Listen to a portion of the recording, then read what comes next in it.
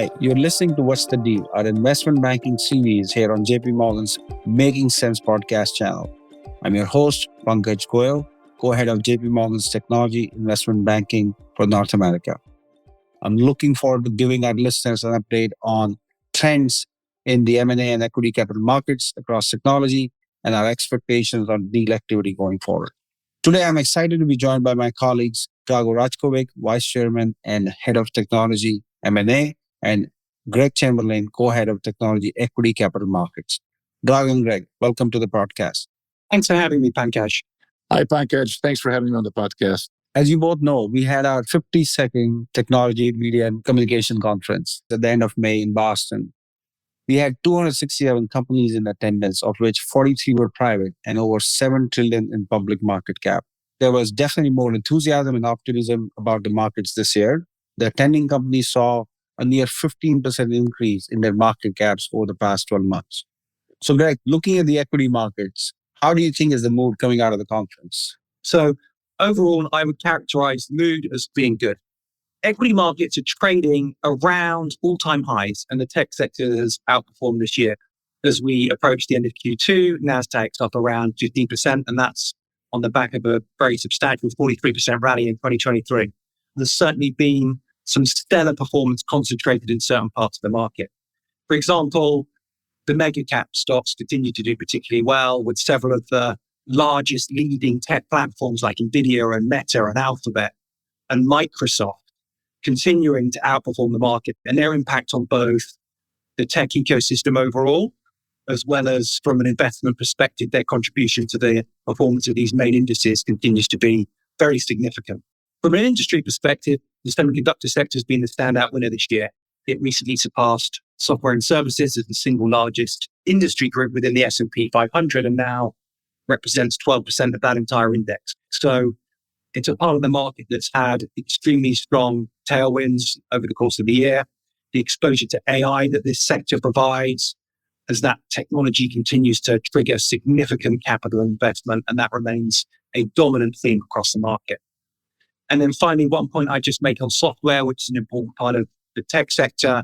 We recently conducted a survey across all our public market tech investors around software. And despite some recent volatility and in share price movement in that sector and that space, the output pointed to continued optimism around both sector multiples and increased exposure to the sector. Thanks for that. How do you feel about the deal volumes? VIX has been 15 and under, indices are at all-time highs. Did you expect more deal volumes for the first half of this year, or do you feel you're in line with your expectations? It's an interesting question. If you go back, tech IPO issuance peaked in 2021 with 112 IPOs that year, and then came to a virtual standstill for 18 months as we saw tech valuations compress and investor appetite for newer opportunities effectively come to a halt. The green shoots of recovery finally emerged in the second half of last year when we saw 5 IPOs price. We've already matched last year's number in 2024, and there are signs of improvement in activity and, most importantly, investor appetite. These deals are priced at the top of their IPO price ranges, in some instances pricing above, and despite some mixed fortunes, are trading on average 27% above IPO price, so better than the market. What's encouraging is the breadth of issuer we've seen in the market this year, with deals coming from a range of sectors, including semis, software, and internet. However, the run rate for US tech IPOs is around 35 a year. We've seen that for the last decade or so. So we are yet to get back to typical averages despite this pickup in activity. When we look forward at our pipeline, it looks strong for the remainder of the year and also next year. So it does feel like this market is going to see a gradual reopening over time. I think one of the reasons we're not seeing a flood of deals in the tech sector is partly due to the fact that many companies raise money privately in the valuation-rich environment of 2020 and 2021. And they're looking to grow into these values over time. Another reason I think is because they've become more disciplined with their cash burn, so face less of a rush to raise IPO capital. A consequence of these two factors is that we're seeing more scaled private companies with an attractive balance of growth and profitability. And these issuers, when they do come, will be very well received. And what do you think has been driving the performance? Some of these IPOs like Astera Labs that you and I worked on have ended up being successful, and some others have not fared that well. So, what are you hearing from the investors? What are they expecting from the first line of IPOs that are coming to the market? I think there are certain things that investors have been looking for. I think firstly is an ability to articulate a clear and differentiated vision.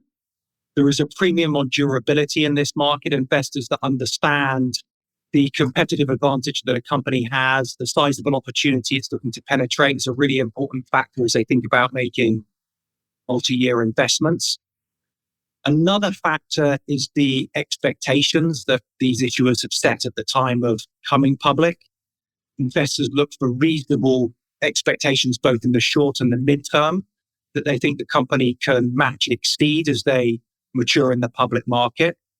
And then the final point is the amount of time many of these issuers have spent getting to know the investment community. They've ensured that by the time it comes to the IPO roadshow, there's a pretty fulsome understanding of the business, its vision, and a familiarity with the management team well in advance of that final investor meeting, which has led to a strong reaction at the time of the IPO itself. Got it. So you think pre-education before the deal launch is critical to getting a successful outcome. Well, thanks for all those views. Drago, let's start with the current tech M&A activity. It's definitely been more robust than 22 and 23. What do you think is driving the increased volumes? Yes, the M&A activity has been more robust this year. It is up about 20% year to date. And I would say a couple of things that are driving this phenomenon. Number one, we have entered this year with an improving economy. There are expectations that the Fed is going to be very constructive on the interest rate side. And we also have very strong equity markets. That in turn is driving confidence in the boardroom. And having spent a couple of years on the sidelines, many corporates are eager to move forward with their strategic plans. In addition, many of the strategics have also optimized their businesses over the past couple of years and are looking to drive value from incremental M&A gains. So this more positive sentiment has driven both strategics and sponsors to get more active. And we're seeing elevated dialogue across the spectrum of buyers. Strategic sponsors, size, except the mega deals. Those transactions we're still not seeing yet in the marketplace. These are transactions 30, 40 billion plus. Companies are still uncomfortable doing those in this environment. And I don't think we're going to see any of that until 2025. Let's pull on that thread a little bit. So we advised Altium on the sale earlier this year. We advised HP on the acquisition of Juniper. We also advised Squarespace on go private transaction recently. So there's been a mix of strategics, private equity sponsors, and the VC firms who are approaching the market. What's the difference in their approach as they look at the M&A as an outcome? Yeah, so Pankaj, the strategics are still somewhat reticent in this market, even though a lot of them are seeing their business stabilize and demand stabilizing, and they're feeling more positive about the outlook. There are a number of things that are still holding the strategics back. The investors are valuing profitability more than growth in many instances today. And many of the strategics have been focused on delivering that. So we've seen a lot of companies be inwardly focused and still are. Activism in tech has risen significantly. So making sure your house is in order is also important as well. The interest rate and cost of debt are still high, and finding accretive deals has been more difficult in this environment. And then investors are still not fully risk on. So any transformative or even material deals are a source of risk for investors. And we have seen negative share price reactions from many of the announced transactions. And last thing I would say is regulatory, of course, in certain sectors, especially semiconductors, has been difficult to solve and is chilling the activity as well. Thanks, Drago. In IPO markets, as you know, success plays in the public domain. But in M&A context, there's a lot that happens behind the scenes. We have seen a lot of deals not getting across the finish line. What are some of the reasons for deals falling apart and not getting to the finish line in your view? Yeah, it's still very difficult to get to the finish line. We're seeing them fall apart very close to the announcement date as people are moving through diligence and negotiating agreements. First, in the approach stage, it is still difficult to bridge the valuation gap and value expectations from the sellers, especially with healthy businesses. We have a strong equity markets, and given where that market is priced, you would think that would be easier to do. But a lot of pockets of tech are still recovering in terms of valuation. Number two, the market volatility has also made it very difficult at times to agree on price and has a number of times disrupted already agreed upon deals and taken those offers and premiums out of whack to a point where people had to just part ways. Lastly, we're seeing a lot more scrutiny around diligence. The bar is certainly higher, both with strategics and sponsors, and certain liabilities that buyers used to accept in the past, and nowadays they just won't. And so overall, while we're seeing a lot more intent, a lot more dialogue, it is still very difficult to get to the finish line. Thanks so much for that. That's a really good point. Let's look forward. Greg, we have seen an extremely robust private capital markets the first half of the year. Nearly $50 billion has been raised this year, which is more than the volume in all of 2023. As you look forward, what do you expect from the IPO markets in 24, balance of 2024 and going into 25? And more importantly, given this flow of private capital, do you expect the larger blockbuster IPOs to make a comeback? Several interesting topics there, Pankaj. I think on the private capital markets, volumes are up pretty significantly year on year. The level of interest and participation from crossover investors, being those that can invest both in the late stage private as well as public markets, has picked up pretty dramatically. And some of the valuations in these deals are up to pretty lofty levels, much higher than they have been in the last couple of years. So it feels like a market that's doing very well. Within that volume, almost half of the equity private placement issuance has been around the AI sector. Investors very hungry to invest capital in a variety of different opportunities directly connected and associated with AI. So that's been a real tailwind. In terms of the IPO market, I think the pickup in issuance is going to be gradual. The outcome and receptivity of some of these deals that we've led and we've talked about on this podcast has been fantastic, and I think that bodes well for future issuance. As Drago picked out in his commentary, that could also be fueled by the macro tailwinds that we may get from rate cuts that could benefit growth sectors. For many of the larger potential blockbuster issuers, they can afford to be patient. Private markets providing plenty of capital, and they are navigating very large market opportunities away from the glare of the public markets. That said, companies have different incentives to go public, both strategic and financial. So I really do feel it's like a matter of time before several of these larger private companies do dust off their plans, start working with banks and the regulators to prepare to go public. Thanks, Greg. Now let's go to Drago. Drago, you gave a really good backdrop of what's working and what's not working. But if you look at the balance of 2024 and going into 2025, you also have an election year later this year. What are you expecting from the M&A market? The M&A market is, as I said before, it's confidence driven. So as long as we have an economy that continues to march towards a soft landing and an easing trajectory by the Fed, I think the M&A market will continue to improve incrementally. This fall, with the election, a number of people will wait for that to pass, as we all do expect some volatility in the markets, and it is typical in that context. However, I do see as we get into the next year and there's a lot more clarity around this economic cycle and how we're going to turn and at what rate we're going to turn, I think the activity will pick up significantly. And number one, the strategics, as I said earlier, have been, even though they're looking at more things, they're still reticent to do things, given some of the uncertainties in their own businesses. The sponsors have been picking up in their activity. They're looking at a lot more things. They have still significant amounts of money in their funds.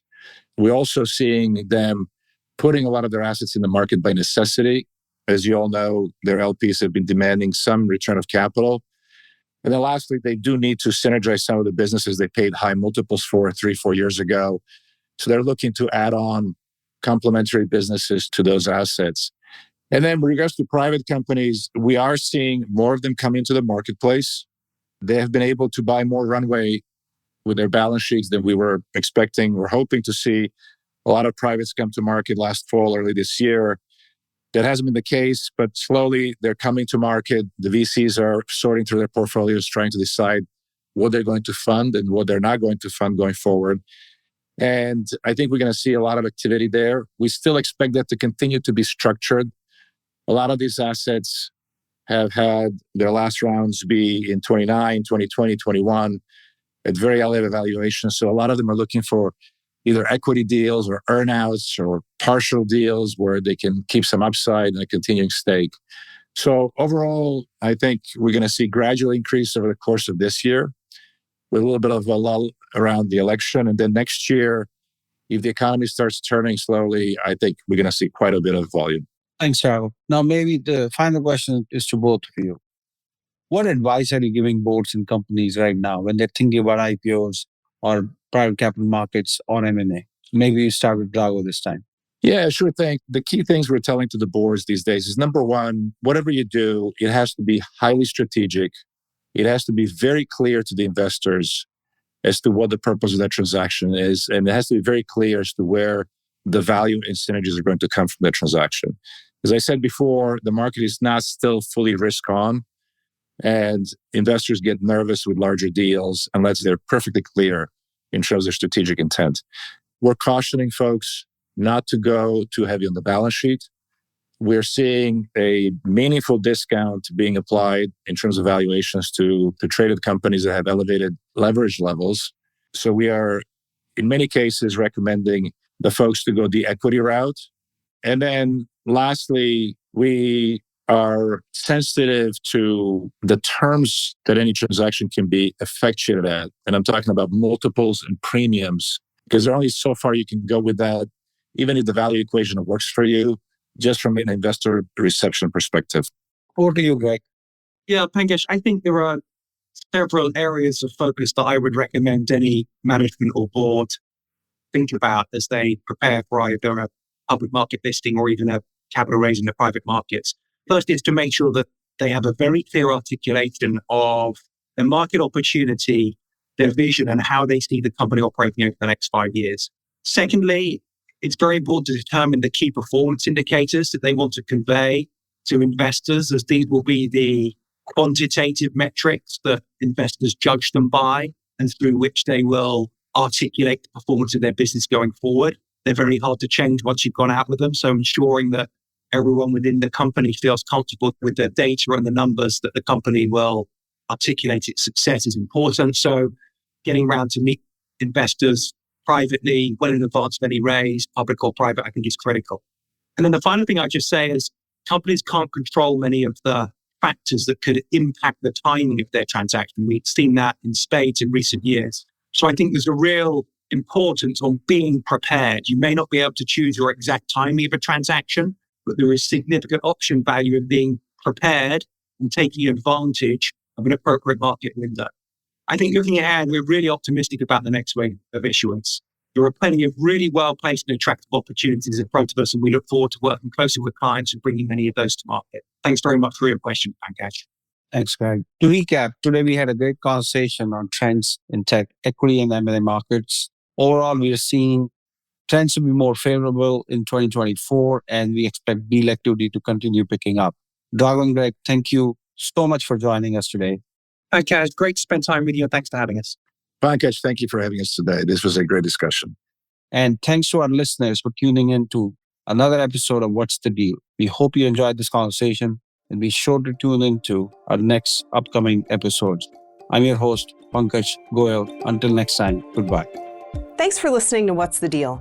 If you've enjoyed this conversation, we hope you'll review, rate, and subscribe to JP Morgan's Making Sense to stay on top of the latest industry news and trends. Available on Apple Podcasts, Spotify, Google Podcasts, and YouTube. To stay ahead of the curve, sign up for JP Morgan's In Context newsletter, packed full of market views and expert insights delivered straight to you. To subscribe, just visit jpmorgan.com/in-context. This material was prepared by the investment banking group of JP Morgan Securities LLC and not the firm's research department. It is for informational purposes only and is not intended as an offer or solicitation for the purchase, sale, or tender of any financial instrument.